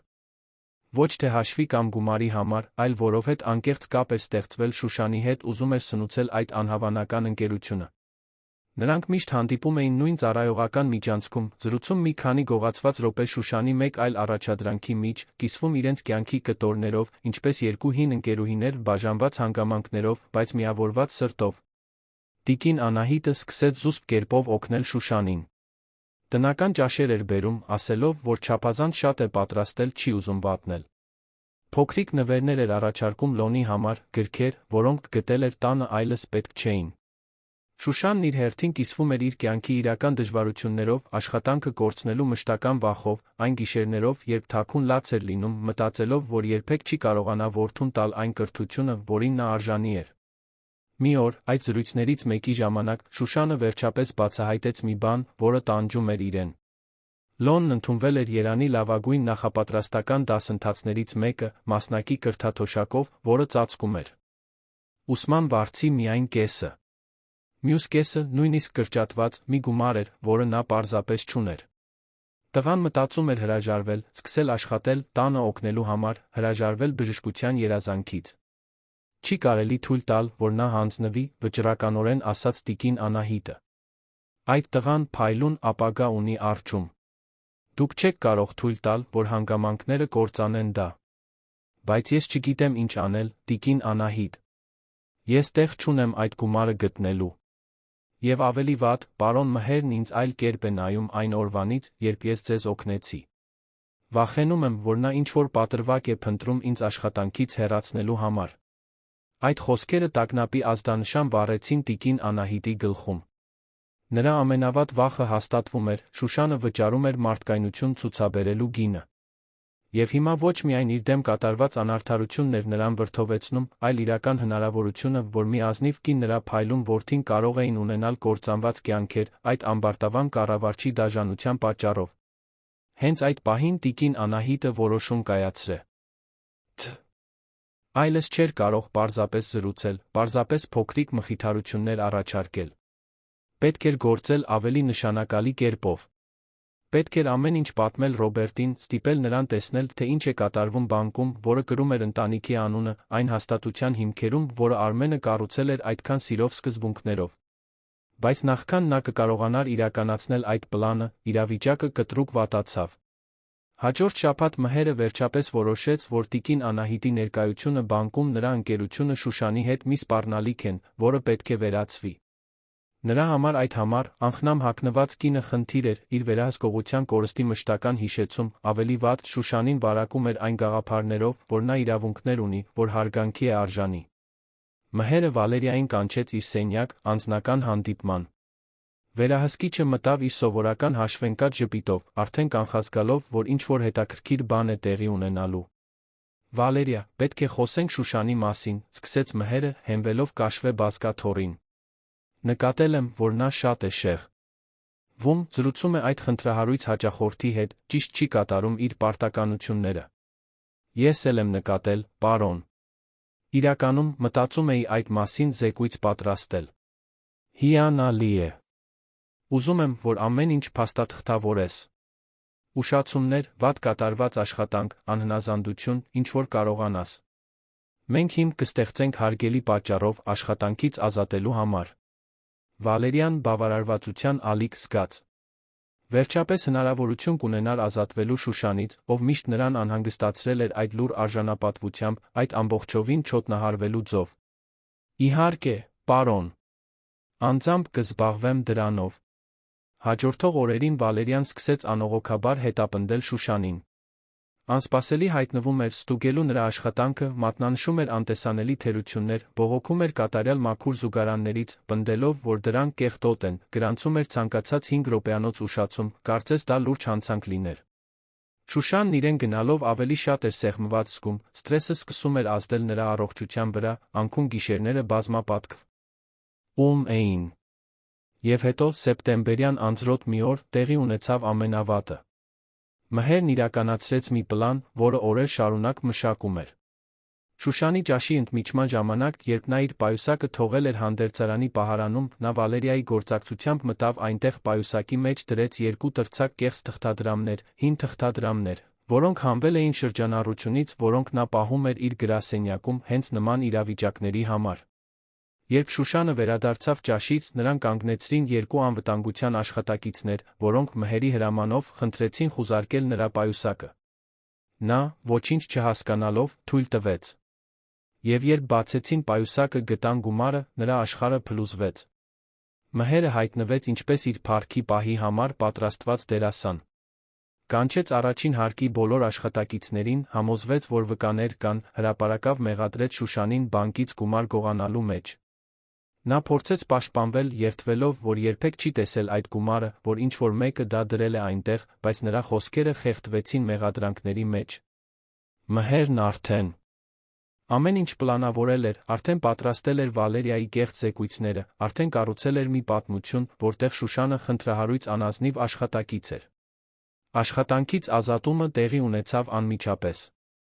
Շուշանին ուղեկցեցին բանկից դուրս ինչպես հանցագործի, ցնցված գործընկերների, հետաքրքրասեր հաճախորդների հայացքների ներքո Մհերի ու Վալերիայի բավարարված ներկայությամբ։ Նրա արցունքները լուր հոսում էին, մինչ նա տանում էր իր իրերով տուփը, նվաստացումն ավելի խորն էր այրում, քան ցանկացած ֆիզիկական ցավ կարող էր։ Դրսում, սեպտեմբերյան մանր անձրի տակ, Լոնը սպասում էր մորը, ինչպես անում էր ամեն օր իր դասընթացներից հետո։ Երբ տեսավ Շուշանին, այդպես դուրս գալիս, խանգարված դեմքով ձեռքերին տուփ, սիրտը կոտրվեց։ Վազեց նրա մոտ, ամուր գրկեց նրան, մինչ նա լաց էր լինում որդու ուսերին, այդ պահին զգաց, որ իր աշխարհը փլուզվում է։ Ոչ միայն կորցրած աշխատանքի համար, այլ աղաղակող անարդարության, այն համոզմունքի համար, որ պետք է հրաժարվի իր երազանքներից, աշխատելու մորն օգնելու համար։ Բանկի ներսում, մութ հսկողության սենյակում Լարիսան դիտում էր ամեն ինչ մոնիտորներով, ձեռքերը դողում էին զայրույթից, անզորությունից։ Նա ամեն ինչ ձայնագրել էր։ Տեսել էր մհերին Վալերիային հանդերձարան մտնելիս, տեսել էր հենց այն պահը, երբ նրանք գումարը դրել էին Շուշանի պայուսակի մեջ։ Նա ուներ իրենց գործած հանցանքի կատարյալ ապացույցը։ Բայց ինչ անել դրա հետ։ Բողոքելը կնշանակեր բացահայտվել, կորցնել աշխատանքը, գուցե նույնիսկ իրավական հետանքներ կրել, եթե մհերը որոշեր դատի տալ նրան զրպարտության համար։ Երկընտրանքը կաթվածահար էր անում նրան։ Փրկել Շուշանին, բայց կործանել սեփական կյանքը։ Թե պաշտպանել իրեն ընդմիշտ ապրել այդ անարդարությունը թույլ տալու մեղքի զգացումով։ Լարիսան մնաց այնտեղ, մենակ այդ սենյակում, մինչ ձայնագրությունները շարունակում էին պտտվել մոնիտորների վրա, ճշմարտության ապացույցը բաբախում էր էկրաններին, բայց շղթայված վախի շղթայով, որը նրան անշարժ էր պահում իր աթոռին։ Եվ մինչ անձրը թափվում էր երանի վրա, երեք կանայք կրում էին իրենց ցավերն ու երկընտրանքները։ Շուշանը նվաստացված հուսահատ, չիմանալով, թե ինչպես է գոյատելու հաջորդ ամիս։ Լարիսան, կաթվածահար խղճի վախի մեջ։ Տիկին Անահիտը, որը իր լուռ առանձնատանը պատրաստվում էր պարզել, թե ինչ է պատահել, կայացնել իր կյանքի ամենակարևոր որոշումը։ Տիկին Անահիտն իմացավ տեղի ունեցածի մասին մի ձով, որը երբեք չէր պատկերացնի։ Շուշանի ազատումից 2 օր անց նա որոշեց վերադառնալ բանկ, ընկերուհու հետ իր սովորական զրույցի համար, իր հետ տանելով մի ծրար, որոշ գումարով, որը նախատեսում էր զուսպ առաջարկել Լոնի դասընթացների ծախսերին օգնելու համար։ Սովորականի պես հասավ ծառայողական միջանցք, բայց այնտեղ մաքրություն անող մեկ այլ մարդու գտավ, մի երիտասարդ աղջկա, որը հազիվ էր գլուխը բարձրացնում, երբ նա անցնում էր։ Որտեղ է Շուշանը, հարցրեց տիկին Անահիտը, սիրտը արդեն սկսել էր արագ բաբախել վատ կանխազգացումից։ Աղջիկն ուսերը թոթվեց, չընդհատելով աշխատանքը։ Աշխատանքից հանել են։ Մի 2 օր առաջ։ Կարծեմ գումար է գողացել կամ նման մի բան։ Խոսքերը սառը ջրի դույլի պես թափվեցին տիկին Անահիտի վրա։ Գողացել է։ Շուշանը։ Այդ ազնիվ աշխատասեր կինը, որն ապրում էր իր որդու համար, ամեն օր զոհաբերում էր իրեն։ Անհնար է։ Բացարձակապես անհնար է։ Տարեց կինը զգաց, թե ինչպես են ոտքերը թուլանում, ստիպված եղավ հենվել պատին, չընկնելու համար։ Ինչպես թե աշխատանքից հանել են։ Ինչ է պատահել կոնկրետ։ Մանրամասները չգիտեմ, տիկին։ Միայն գիտեմ, որ կառավարիչը գումար է գտել նրա պայուսակում տեղում ազատելը։ Սկանդալ էր, բոլորը տեսան։ Տիկին Անահիտը դուրս եկավ այնտեղից սայթաքելով, միտքը եռում էր։ Պետք էր պարզել ճշմարտությունը, պետք էր խոսել Շուշանի հետ, հասկանալ, թե իրականում ինչ է պատահել։ Բայց նա չուներ նրա հեռախոսահամարը, չգիտեր, թե որտեղ է ապրում, կապվելուց չուներ։ Հուսահատությունը սկսեց տիրել նրան, խառնված աճող զայրույթի հետ։ Եթե դա սադրանք էր, եթե նրանք կործանել էին այդ կնոջ կյանքը իր հետ ընկերության պատճառով, տիկին Անահիտը երբեք իրեն չէր ների։ Հաջորդ 3 օրերն անցկացրեց, փորձելով տեղեկություններ պարզել, բայց բանկում բոլորը հրաժարվում էին խոսել այդ թեմայով։ Աշխատակիցները խուսափում էին նրա հայացքից, երբ նա հարցնում էր, անվտանգության աշխատակիցներն ասում էին, որ չեն կարող տեղեկություններ տրամադրել նախկին աշխատակիցների մասին։ Մինչ վերջապես մի օր նրան հաջողվեց գտնել Շուշանի գործընկերուհուն, որն աշխատում էր արխիվի բաժնում, Կարինե անունով մի տիկնոջ, որը միշտ բարի էր եղել։ Կարինեն, երկար համոզելուց գաղտնիության խոստումներից հետո, ամեն ինչ պատմեց տիկին Անահիտին։ Խոսեց այն մասին, թե ինչպես էին Մհերն ու Վալերիան շաբաթներ շարունակ հետապնդում Շուշանին, թե ինչպես բանկում բոլորը գիտեին, որ այդ գողության մեղադրանքը կեղծ էր, թե ինչպես է Շուշանն այնտեղից հեռացել կոտրված, տանելով իր իրերով տուփը, մինչ որդին լաց էր լինում նրա կողքին, բանկի դռան մոտ։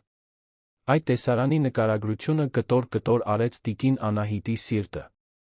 Շուշանին հրապարակավ նվաստացրել էին, մեղադրել մի հանցանքի մեջ, որը նա չէր գործել, նրա որդին ականատես էր եղել ամեն ինչի։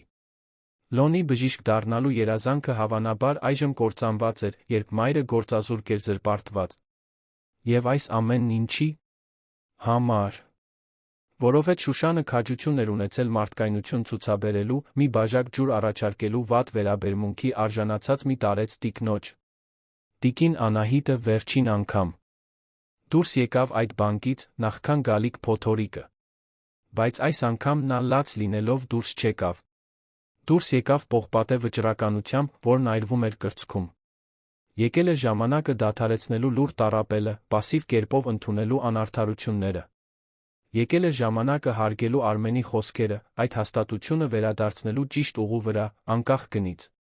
Նույն երեկոյան տիկին Անահիտը խնդրեց վարորդին իրեն տանել Ռոբերտի բնակարան, քաղաքի կենտրոնական շրջաններից մեկում։ Գրեթե երեկոյան ժամը 9 էր, երբ նա հասավ, որդին ավարտում էր միայնակ ընթրիքը, դեռ վերնաշապիկով, բայց փողկապը թուլացրած դեմքին հերթական հոգնեցուցիչ օրվա հետքերը։ Երբ սպասուհին հայտարարեց, որ մայրն այնտեղ է, Ռոբերտն անմիջապես ոտքի կանգնեց, անհանգստացած։ Տիկին Անահիտը հազվադեպ էր հայտնվում առանց զգուշացնելու։ Մամ, ի՞նչ է պատահել։ Ամեն ինչ կարգին է։ Նա գրկեց նրան, անմիջապես նկատելով լարվածությունը նրա մարմնում։ Պետք է խոսեմ քեզ հետ, Ռոբերտ։ Կարոր է։ Շատ կարոր։ Նրանք նստեցին բնակարանի ընդարձակ ու ժամանակակից հյուրասենյակում, տիկին Անահիտը սկսեց պատմել։ Խոսեց բանկ գնալու որոշման մասին, հոր պատվին անակնկալ խնջույքի համար գումար կանխիկացնելու։ Խոսեց այն նվաստացման մասին, որը կրել էր Մհեր Սահակյանի ձեռքից, թե ինչպես էին իրեն վերաբերվել որպես հանցագործի, կեղծարարի, անարժեք մարդու։ Նրա ձայնը դողաց, հիշելով այդ օրը, բայց նա ամուր մնաց, վճռական պատմելու ամեն ինչ։ Ռոբերտը լուր լսում էր, բայց դեմքը փոխվում էր։ Հոգնածությունը սկզբում տեղի տվեց շփոթության, հետո անհավատության, վերջապես մաքուր զայրույթի։ Իր մայրը։ Իր սեփական մայրն էր նվաստացվել ընտանեկան բանկում։ Մի կառավարչի կողմից, ում ինքն էր օգնել առաջխաղացման հարցում 2 տարի առաջ, նրա տպավորիչ ֆինանսական արդյունքների պատճառով։ Յուրաքանչյուր խոսքի հետ, որ տիկին Անահիտն ասում էր, Ռոբերտը զգում էր, թե ինչպես են ամոթն ու մեղքի զգացումն աճում իր մեջ, խեղդող ալիքի պես։ Բայց տիկին Անահիտն այնտեղ չկանգնեց։ Պատմեց Շուշանի մասին, այդ հասարակ կնոջ բարության մասին, թե ինչպես էր նա ռիսկի դիմել ամեն ինչով, մարդկայնություն ցուցաբերելու համար։ Պատմեց նրանց միջ ծնված ընկերության Լոնի նրա երազանքների, այն դժվարությունների մասին, որոնց Շուշանը բախվում էր ամեն օր։ Եվ հետո ցավով ու վրդովմունքով լի ձայնով պատմեց դաժան սադրանքի մասին, թե ինչպես էր Շուշանն ազատվել աշխատանքից կեղծ մեղադրանքներով, թե ինչպես էր նրա որդին ականատես եղել, թե ինչպես են մորը ուղեկցում բանկից դուրս, ինչպես հանցագործի։ Երբ նա ավարտեց, սենյակում տիրող լռությունը խիտ էր ու ծանր։ Ռոբերտն այժմ ոտքի վրա էր, ձեռքերը դողում էին, դեմքը կարմրել էր։ Քայլում էր այս ու այն կողմ, անկարող տեղում կանգնել, անկարող լիովին մարսել այն ամենի մեծությունը, ինչ հենց նոր լսել էր։ Մամ, ես չգիտեմ ինչ ասել։ Ինչպես դա տեղի ունեցավ։ Ինչպես թույլ տվեցի, որ դա տեղի ունենա։ Դու թույլ չես տվել, որդիս։ Դու չգիտեիր։ Բայց հիմա գիտես։ Եվ հիմա պետք է գործես։ Ռոբերտը դադարեց քայլել, նայեց մորը։ Նրա աչքերում, որոնք այնքան նման էին Արմենի աչքերին, նա տեսավ ցավի, վճռականությանս մի բանի խառնուրդ, լուր խնդրանք, որ նա լինի այն մարդը, որին հայրը դաստիարակել էր, այն մարդը, որը սկզբունքները վեր էր դասում շահույթից, մարդկանց թվերից։ Դու ճիշտ ես։ Պետք է սա ուղղեմ։ Վաղը իսկ կգնամ այնտեղ, կազատեմ այդ կառավարչին։ Ոչ, ընդհատեց տիկին Անահիտը, ձեռքը դնելով որդու ձեռքի վրա։ Ոչ այդպես։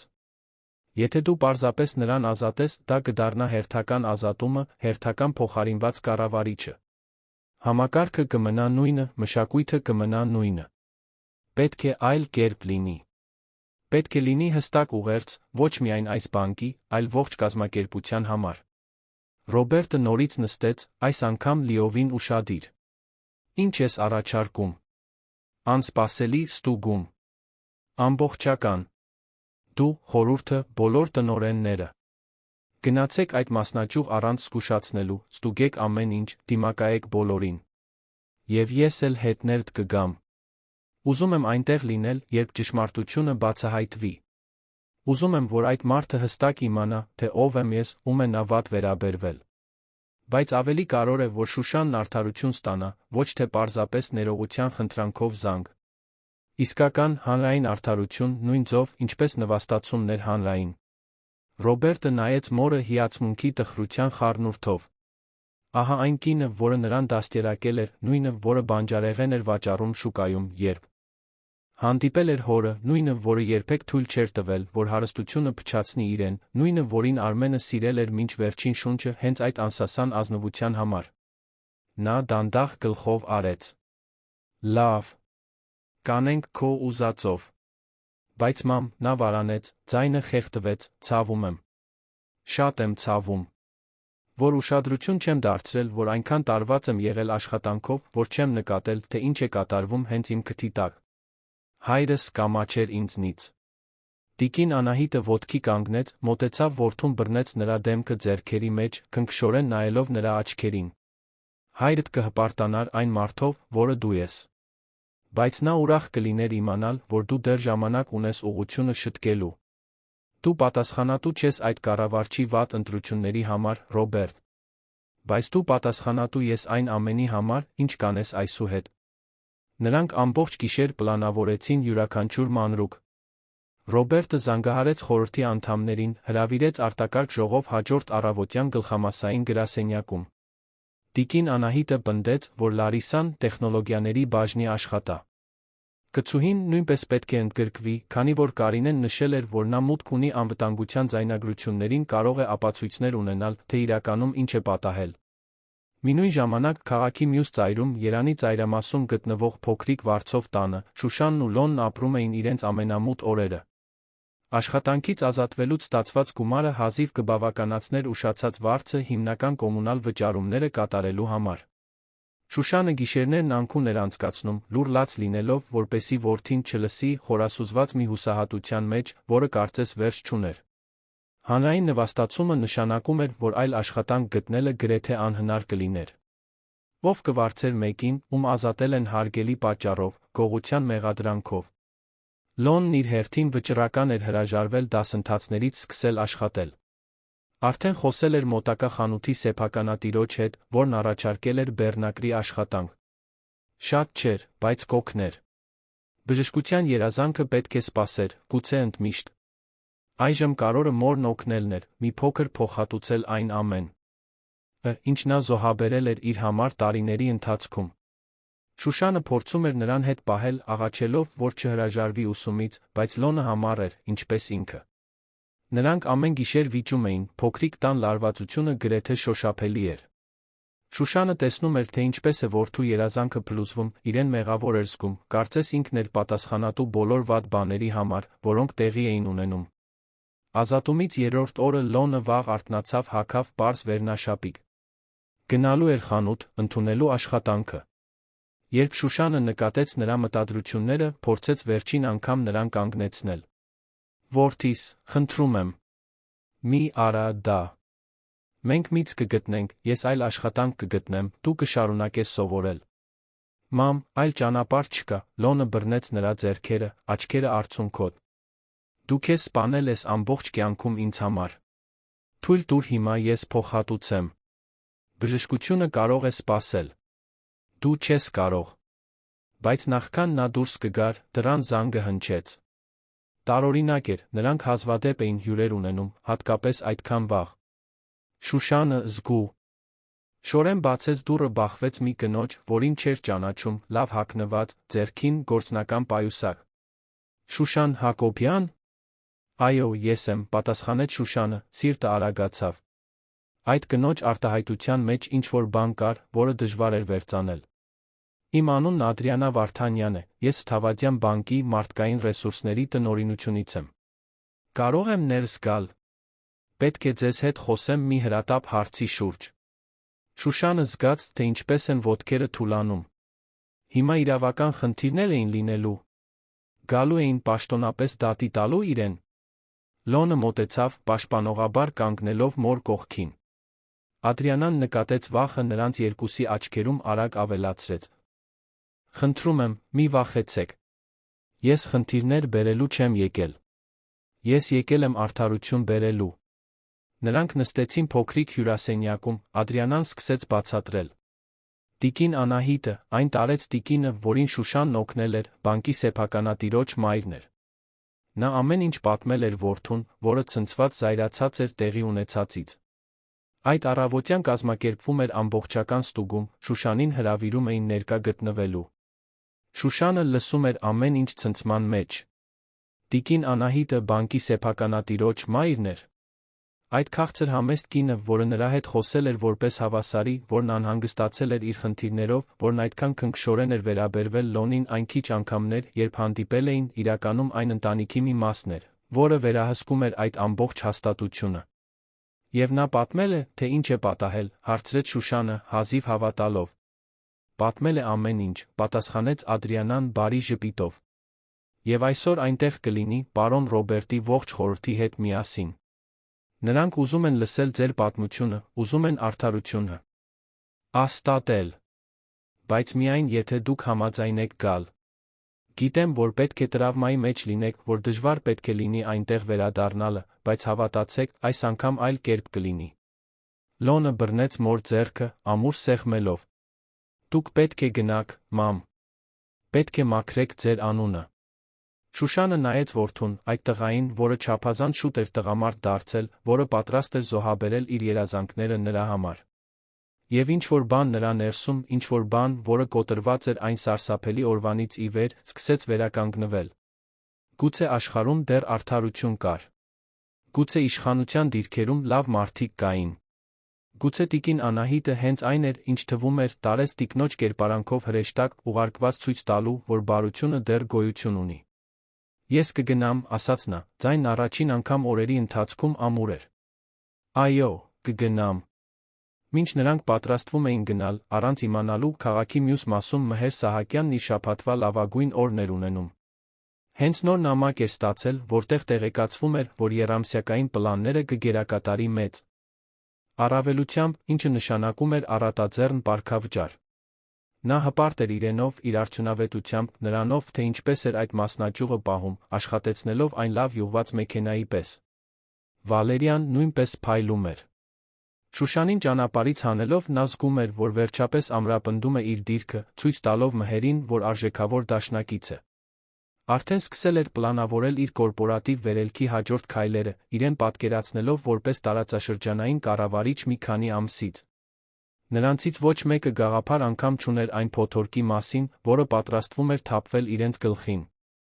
Նրանցից ոչ մեկը չէր պատկերացնում, որ այդ առավոտը, որն այդքան սովորական էր սկսվել, կավարտվի իրենց կարիերաների կործանմամբ, իրենց իսկական դեմքերի բացահայտմամբ, բոլորի աչքի առաջ։ Բանկի գլխամասային գրասենյակում Ռոբերտը արտակարգ կարգով հավաքել էր խորհուրդը։ Ներկայացրեց այն տեղեկությունները, որոնք մայրը տվել էր իրեն, ցույց տվեց այն զեկույցները, որոնք շտապ պատվիրել էր Մհերի մասնաճյուղի մասին, առաջարկեց անսպասելի ստուգումը։ Որոշ տնօրեններ վարանեցին, անհանգստանալով հանրային բացահայտումից, բայց Ռոբերտն անդրդվելի էր։ Սա սկզբունքների հարց էր, հոր հիշատակը հարգելու հարց, ապացուցելու, որ Թավադյան բանկը դեռ հաստատություն է, որը հոգ է տանում արժեքների մասին, ոչ միայն թվերի։ Տիկին Անահիտը հասավ գլխամասային գրասենյակ պարզ հագնված, բայց նրա կեցվածքում մի արժանապատվություն կար, որը տպավորեց ներկա բոլոր տնօրեններին։ Այդ տարեց տիկինը, որը հանգիստ, բայց ամուր ձայնով խոսում էր այն ամենի մասին, ինչի ականատեսն էր եղել, բարոյական հեղինակություն էր ճառագում, որը ոչ մի գործադիր պաշտոն չէր կարող տալ։ Ամենահին տնօրեններից մեկը, որն անձամբ ճանաչում էր Արմենին, արցունքներ ունեցավ աչքերում, լսելով նրան։ Կարծես հենց Արմենն այնտեղ լիներ, հիշեցնելով նրանց, թե ինչու էին սկզբում մտել այդ գործի մեջ։ Գործադիր մեքենաների շարասյունը դուրս եկավ գլխամասային գրասենյակից առավոտյան ժամը 10-ին։ Ռոբերտը, տիկին Անահիտը, խորհրդի 5 տնօրեններ, իրավաբանական թիմը Ադրիանան մարդկային ռեսուրսներից։ Նրանք շարասյունով ուղղվեցին դեպի հյուսիսային պողոտայի մասնաճյուղ,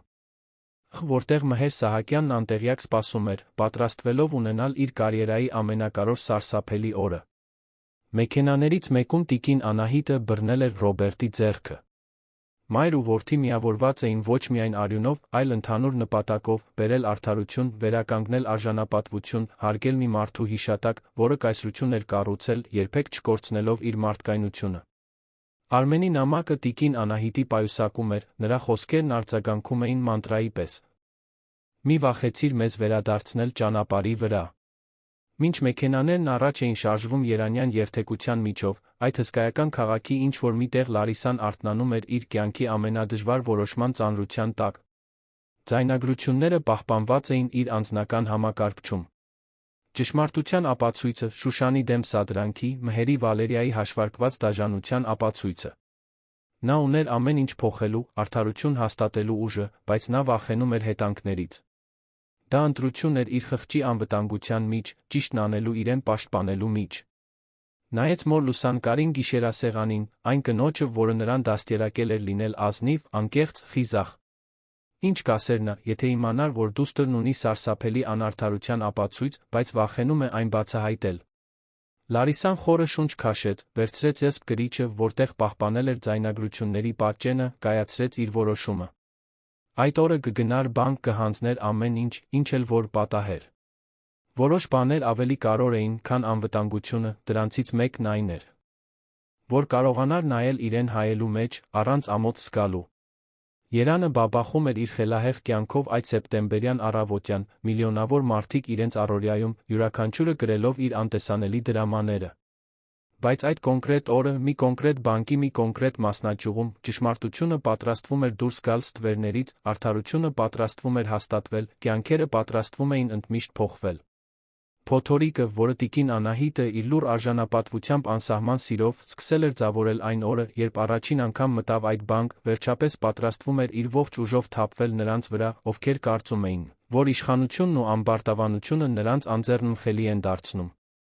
Առավոտյան ժամը 11-ն էր, երբ մեքենաները կանգնեցին հյուսիսային պողոտայի Թավադյան բանկի դիմաց։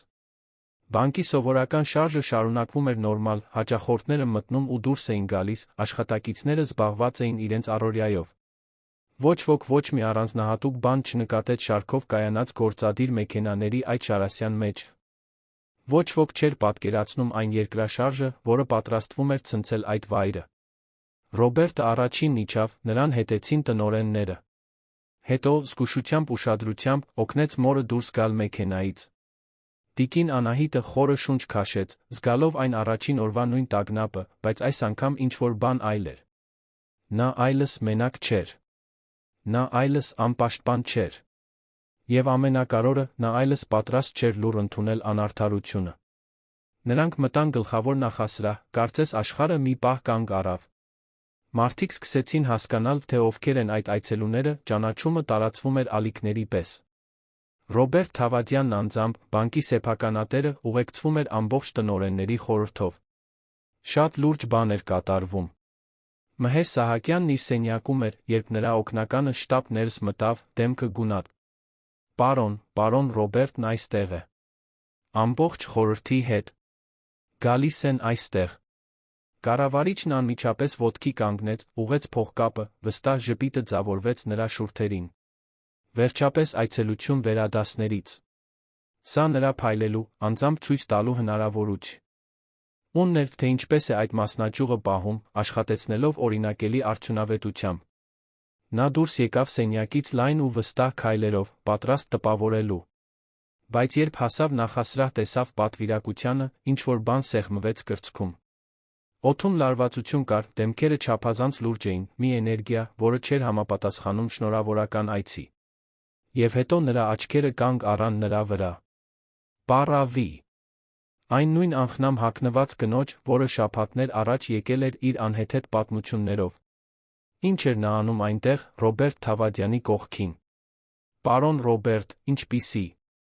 Հաճույք է ձեզ ընդունելը, մհերը մեկնեց ձեռքը, ձայնը ամուր պահելով, չնայած աճող անհարմարությանը։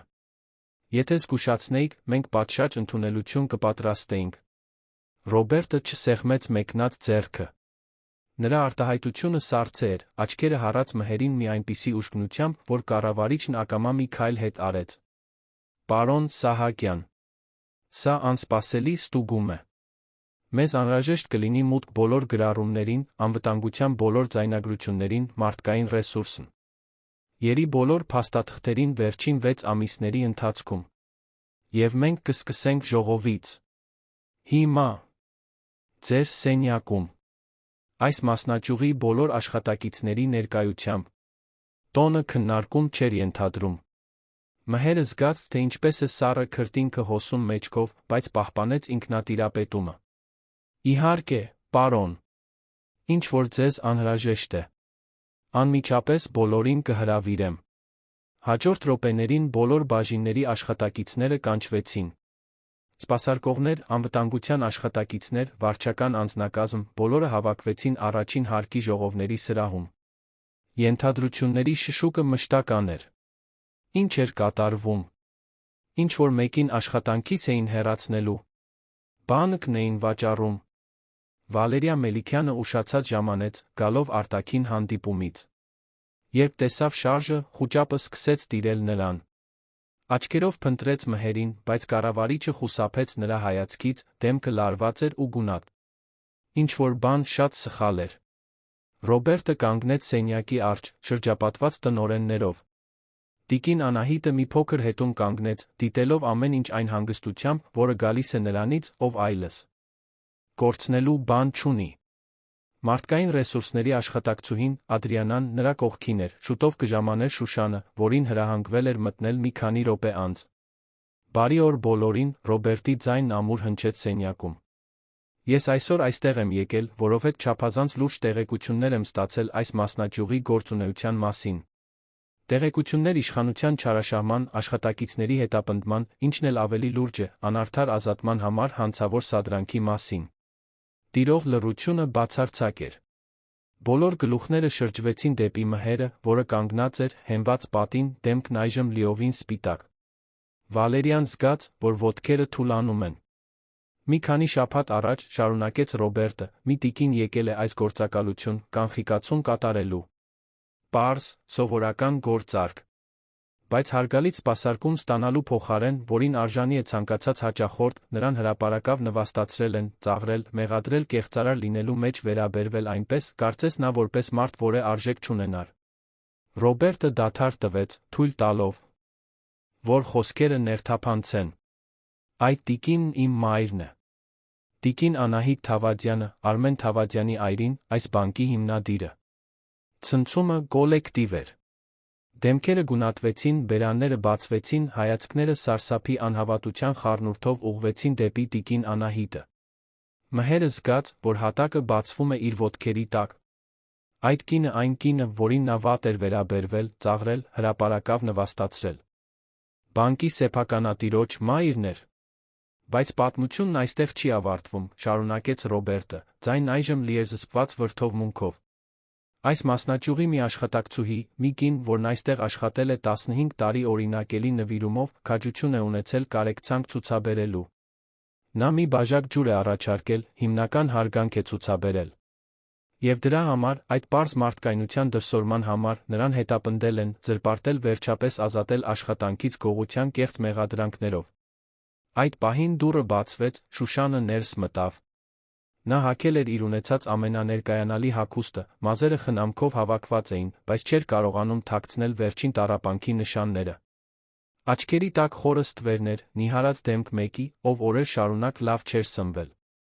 Երբ նրա աչքերը հանդիպեցին տիկին Անահիտի աչքերին, արցունքներն անմիջապես հորթեցին։ Երկու կանայք գրկախառնվեցին այդ մարդաշատ սենյակի մեջ, այդ գրկախառնության մեջ կար ընդհանուր ցավ, ընդհանուր պայքար, բայց նա վերացնված հույս։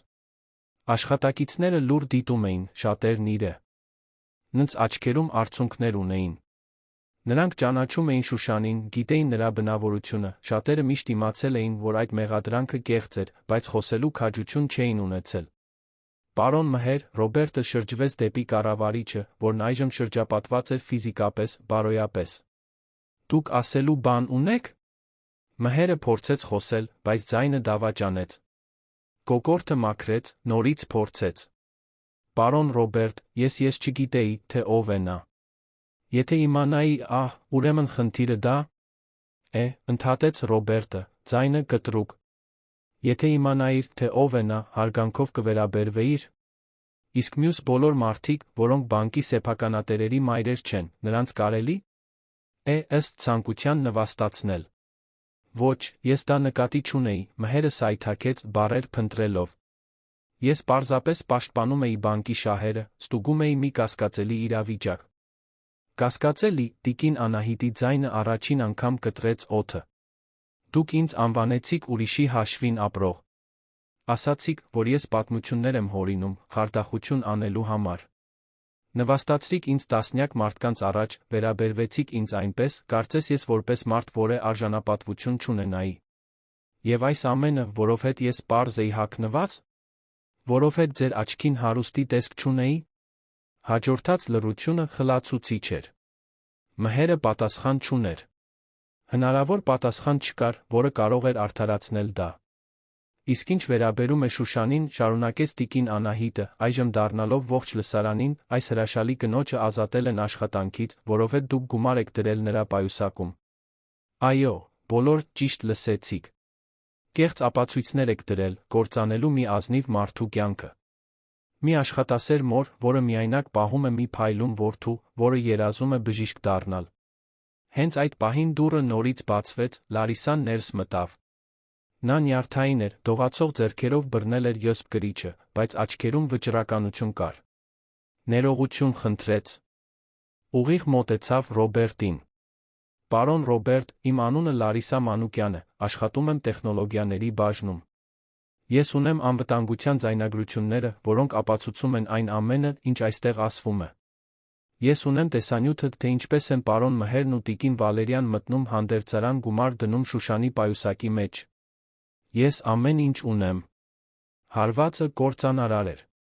Վալերյան, որը մինչ այդ փորձում էր անտեսանելի մնալ սենյակի հետում, հուսահատության ճիչ արձակեց։ Մհերը մի քանի անգամ բացեց ու փակեց բերանը, ինչպես ջրից դուրս հանված ձուկ, բայց ոչ մի ձայն դուրս չեկավ։ Ռոբերտը վերցրեց յոսպ կրիչը Լարիսայի ձեռքերից, նայեց նրան գրեթե ակնածանքով։ Շնորհակալ եմ։ Դուք չեք պատկերացնում, թե ինչպիսի քաջություն եք ցուցաբերել, սա անելով։ Տնօրեններից մեկը միացրեց կրիչը պրոյեկտորին, ձայնագրությունները սկսեցին ցուցադրվել սենյակի սպիտակ պատին։ Բոլորը սարսափահար լռությամբ դիտում էին, թե ինչպես են Մհերն ու Վալերյան գաղտագողի մտնում հանդերձարան, բացում Շուշանի պայուսակը, գումարը դնում ներսում դուրս գալիս շուռ։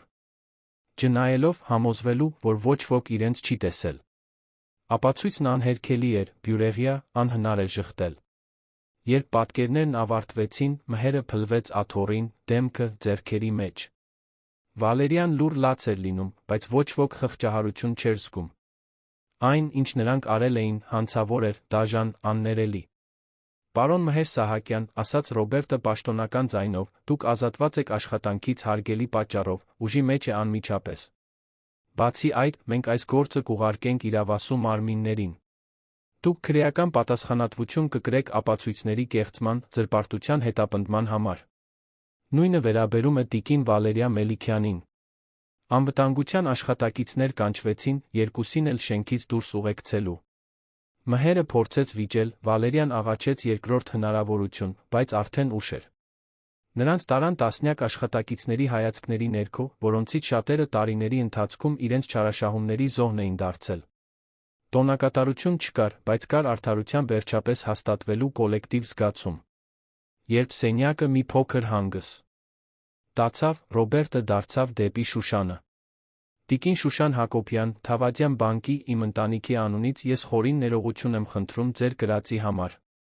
Դուք սարսափելի անարդարության զոհ եք դարձել, չկան բառեր, որոնք կարող են փոխհատուցել ձեր կրած ցավն ու նվաստացումը։ Բայց մենք կարող ենք սկսել, հիմա ճիշտը անելով։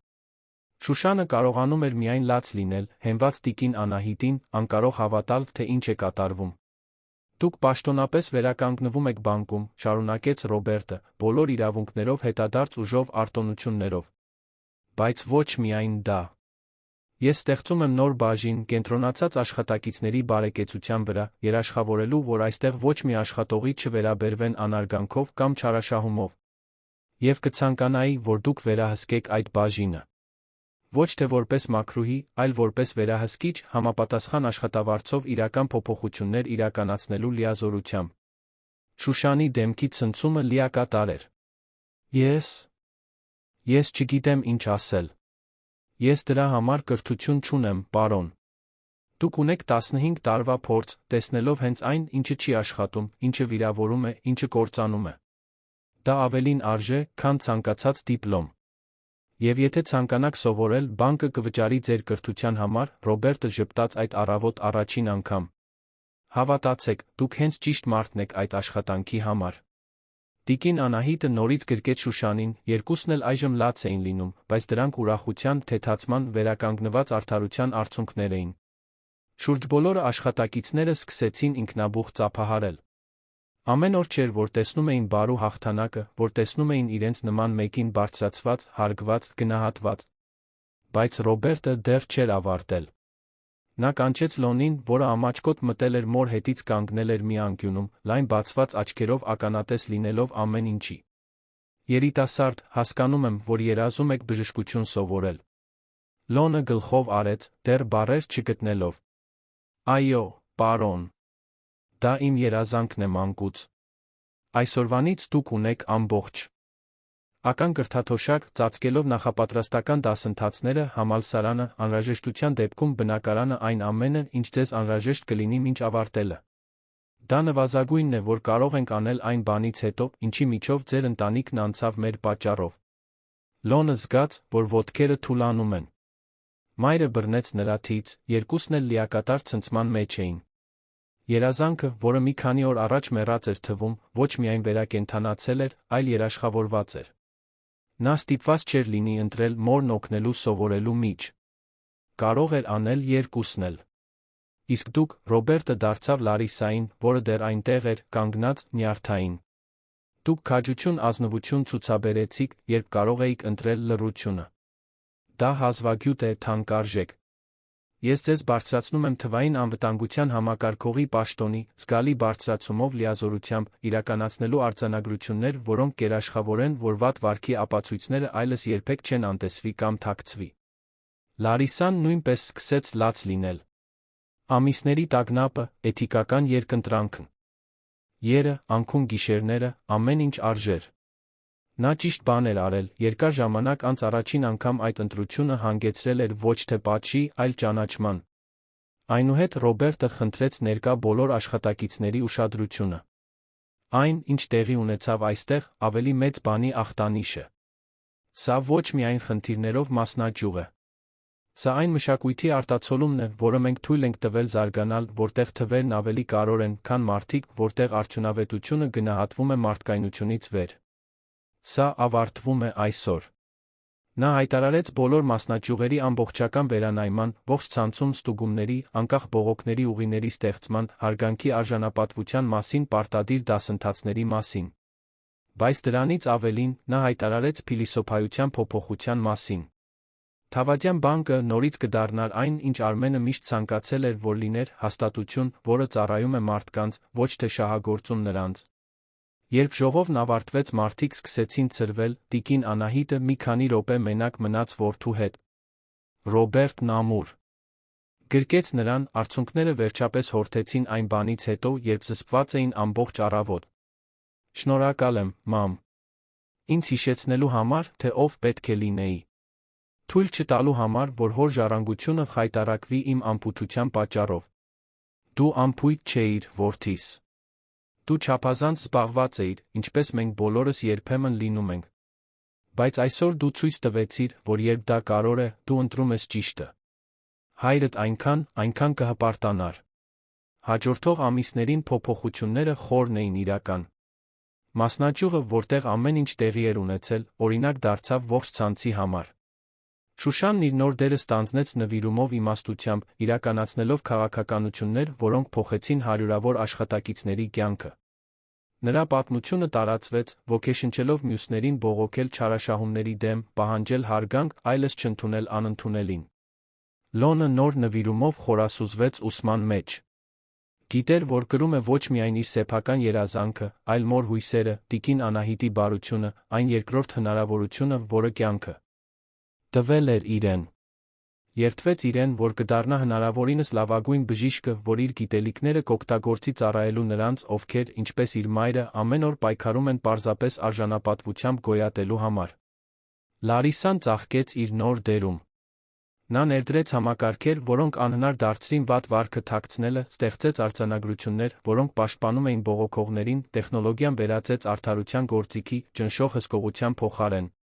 Մայրը իմանալով ամեն ինչ, հպարտությունից լաց եղավ իր դստեր համար, որին դաստիարակել էր լինել ազնիվ, որն ապացուցել էր, որ հենց այդպիսին է, երբ դա ամենից շատ էր կարող։ Եվ վերջապես, այս ողջ փոթորկից հետո, Արմենի պատվին խնջույքը տեղի ունեցավ։ Ոչ այն սկզբնական ձաչափով, որը տիկին Անահիտը պլանավորել էր, այլ ավելի նշանակալի բանով։ Ռոբերտը կազմակերպեց մեծ միջոցառում, հավաքելով ոչ միայն ընկերներին հարազատներին, այլ բանկի աշխատակիցներին, հատկապես նրանց, ում կյանքերին դիպել էր վերջին վերափոխումը։ Խնջույքի ժամանակ տիկին Անահիտը ելույթ ունեցավ, որը քչերի աչքերը չոր թողեց։ Խո! Սեց Արմենի, այն ազնիվ մարդու մասին, որը նա եղել էր, այն արժեքների մասին, որոնք նա թանկ էր գնահատում։